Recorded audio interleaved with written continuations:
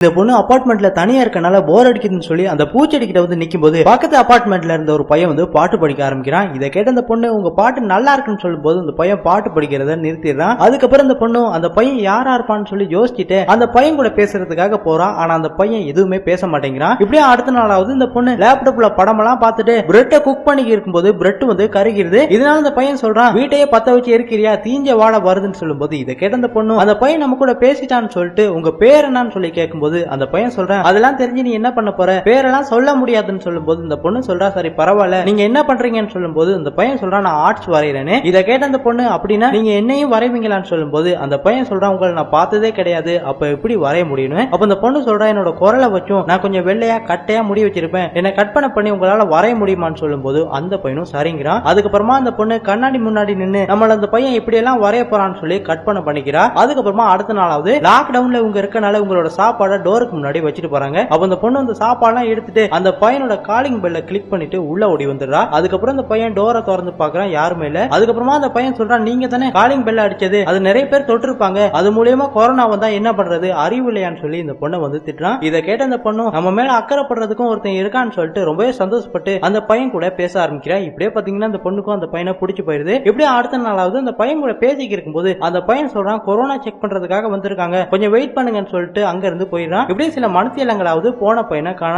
கீழே பாத்தீங்கன்னா ஒரு ஆம்புலன்ஸ் போக ஆரம்பிக்குது. இதனால அந்த பொண்ணு சந்தேகப்பட்டு செக்யூரிட்டிக்கு கால் பண்ணி கேட்கும்போது செக்யூரிட்டி சொல்றாரு அந்த பையனுக்கு கொரோனா இருக்குன்னு சொல்லி உறுதி பண்ணிட்டாங்க அதனால தான் ஹாஸ்பிட்டலுக்கு கூட்டிட்டு போயிட்டாங்கன்னு. அதுக்கப்புறமா அந்த பொண்ணு அந்த பையனுக்கு என்ன ஆக போதும்னு சொல்லிட்டு ரொம்பவே கவலைப்படுறா. இப்படியே அடுத்த நாளாவது செக்யூரிட்டி கால் பண்ணி சொல்றாரு அந்த பையன் கொரோனானால இறந்துட்டான்னு. இதை கேட்ட அந்த பொண்ணு அந்த பையனோட பேரு நான் சொல்லி கேட்கும்போது அரவிந்த்னு சொல்றாங்க. இதனால அந்த பொண்ணு அந்த பையன் கூட பேசின நினைவுகள்லாம் நினைச்சு பார்த்து ரொம்பவே கவலைப்பட்டு அழ ஆரம்பிக்கிறா. அதுக்கப்புறமா அந்த பொண்ணோட அப்பா அம்மா இந்த பொண்ணு அங்க இருந்து கூட்டிட்டு போகும்போது அந்த பையனோட பொருட்கள்லாம் எடுத்து வெளியில வச்சுக்கிருக்காங்க. அதுல பாத்தீங்கன்னா அந்த பொண்ணை வந்து அந்த பையன் தத்ரூபமா வரைஞ்சிருக்கான். இதை பார்த்து அந்த பொண்ணு மனசு உடைஞ்சு அங்க இருந்து போறா.